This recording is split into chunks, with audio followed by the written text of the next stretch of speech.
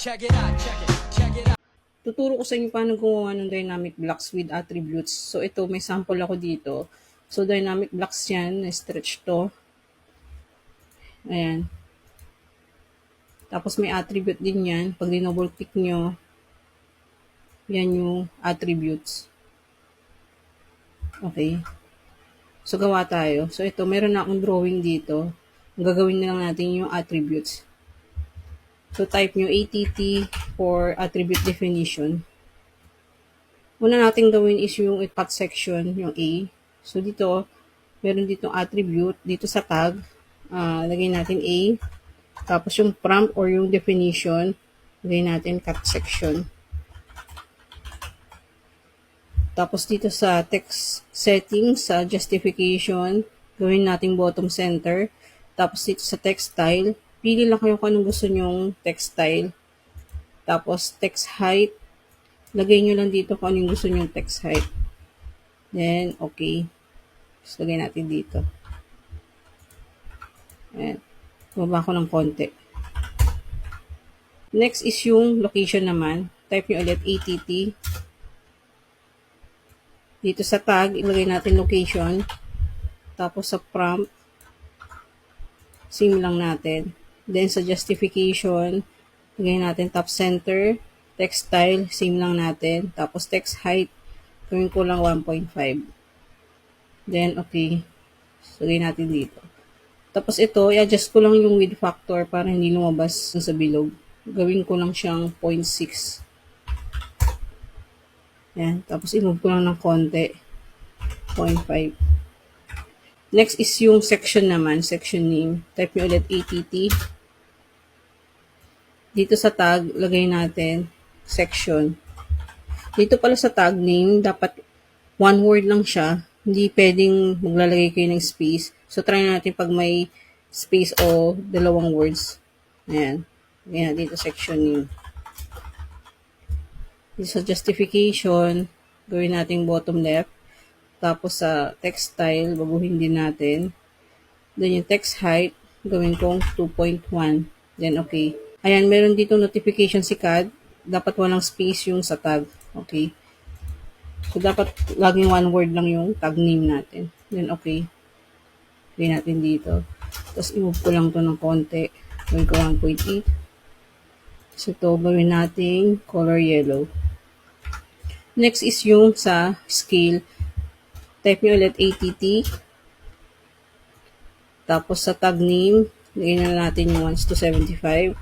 Tapos sa prompt scale, text settings, justification, lagyan natin top right. Tapos ito, baguhin din natin. Then ito gawin natin 1.5. Okay. Ayan. So adjust ko to. Baba ko lang. Gawin ko 0.5. Tapos move ko lang din to. Gawin ko 1.5 lang. Tapos gawin natin color red. Itong word na scale na to, hindi to attribute, text lang yan, pero part siya ng dynamic blocks. So, lagay lang natin yan. Type nyo empty para sa text. Tapos, lagay natin scale. Match prop na lang natin para pares ng color red. So, meron na tayong mga attributes. So, gawa na tayo ng blocks. Type B. Tapos, dito sa name, lagay natin dito sa name, section, sample. Tapos, pick point. Ito yung pick point na gusto ko. Tapos, select objects.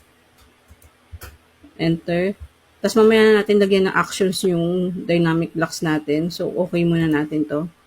Tapos, fill up pa natin itong attributes. Dito sa scale, lagay natin yung as 275. Tapos, section name. Lagyan lang natin is section. Tapos, location. Tapos, cut section is A. And then, okay. So, i-check natin yung attributes. Double-click natin to. So, ito yung mga attributes. Pwede natin itong i-arrange. So, gusto natin mauna itong cut section para pag double-click natin, yung kagad yung may edit natin.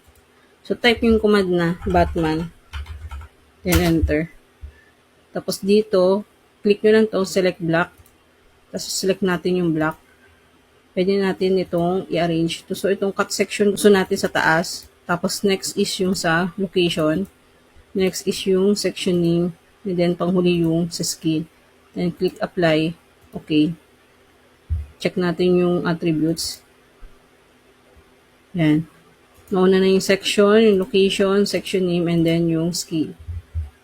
Okay. So, edit na natin yung block. Click nyo to, tapos right-click, block editor.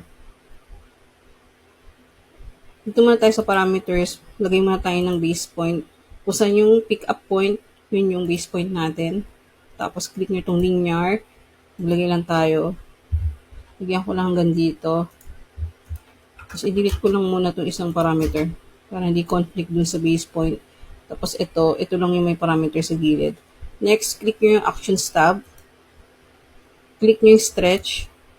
Tapos, select Parameters. Enter.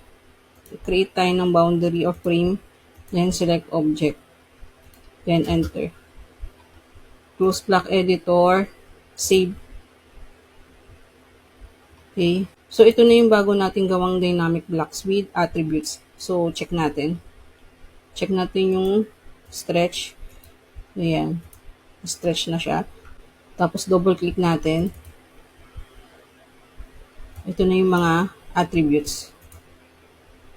Yun lang.